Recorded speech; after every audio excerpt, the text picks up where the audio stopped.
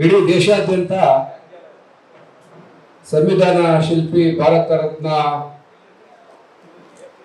Baba Saheb doctor BR Ambedkar ಅವರ 134ನೆಯ ಜನ್ಮದಿನವನ್ನ ದೇಶದ ಉದ್ದಗಲಕ್ಕೂ ವಿಜೃಂಭಣೆಯಿಂದ ಇವತ್ತು ಆಚರಣೆ ಮಾಡ್ತಾ ಇದ್ದೀವಿ.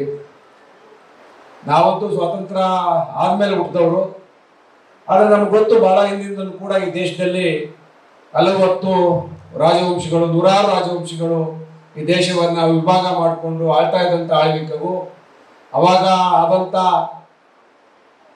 ಮಾನವೀಯತೆಯ ಗುಣಗಳನ್ನು ಹೊರತುಪಡಿಸಿ ಆದಂಥ ಹಲವಾರು ದೌರ್ಜನ್ಯಗಳು.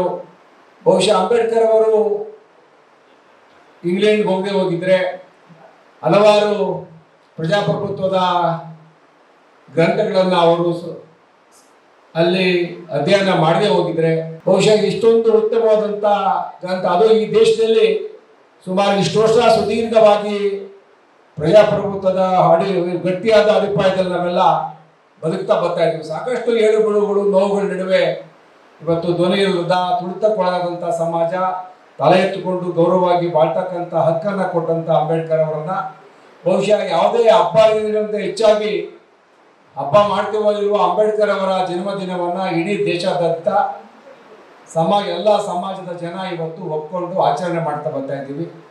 ಎಲ್ಲ ಒಂದು ಕಡೆ ನನಗೆ ಅನ್ನಿಸ್ತಾ ಇತ್ತು, ಈ ಅಂಬೇಡ್ಕರ್ ಅವರು ಬೌದ್ಧ ಧರ್ಮಕ್ಕೆ ಯಾಕೆ ಆಕರ್ಷಿತರಾದರು ಅಂದರೆ ಅದು ಒಂಥರ ಸಂವಿಧಾನ ಥರನೇ, ಅಲ್ಲಿ ಯಾವುದೇ ಜಾತಿ ಮತ ಭೇದ ಇಲ್ಲ, ಎಲ್ಲರೂ ಒಂದೇ.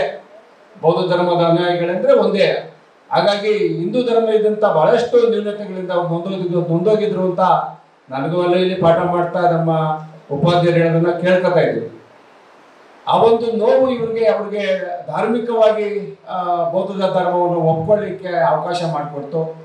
ನಾವೇನು ರಾಜಕಾರಣಿಗಳು ಆಗಲಿ, ಅಧಿಕಾರಿಗಳಾಗಲಿ, ಈ ಸಮಾಜವನ್ನು ನಡೆಸೋರಾಗಲಿ ಎಲ್ಲರೂ ಕೂಡ ಒಂದು ಸಂವಿಧಾನದ ಅಡಿನಲ್ಲೇ, ಕಾನೂನಿನ ಅಡಿನಲ್ಲೇ ಇವತ್ತು ನಾವು ಮುನ್ನಡಿಬೇಕು. ಹಾಗಾಗಿ ಎಲ್ಲರಿಗೂ ಒಂದೇ ಕಾನೂನು, ಎಲ್ಲರಿಗೂ ಮತದಾನದ ಒಂದೇ ಹಕ್ಕು. ಅಂಬೇಡ್ಕರ್ ಜಯಂತಿಗ ಒಂದು ಕೆಲವು ವಿಚಾರ ಹೇಳಿದ್ರು. ಅವ್ರಿಗೆ ಬಹುಶಃ ರಾಜಕೀಯವಾಗಿ ಇನ್ನೊಂದಷ್ಟು ಶಕ್ತಿ ಸಿಕ್ಕಿದ್ರೆ ಅವರೇ ಮಾಡುವಂಥ ಕಾನೂನನ್ನ ಇನ್ನೂ ಪರಿಣಾಮಕಾರಿಯಾಗಿ ಅನುಷ್ಠಾನ ಮಾಡಲಿಕ್ಕೆ ಅವಕಾಶ ಆಗ್ತಾ ಇತ್ತು. ಅದೊಂದು ಕೊರಗು ಅಂಬೇಡ್ಕರ್ ಅವ್ರಿಗಿತ್ತು.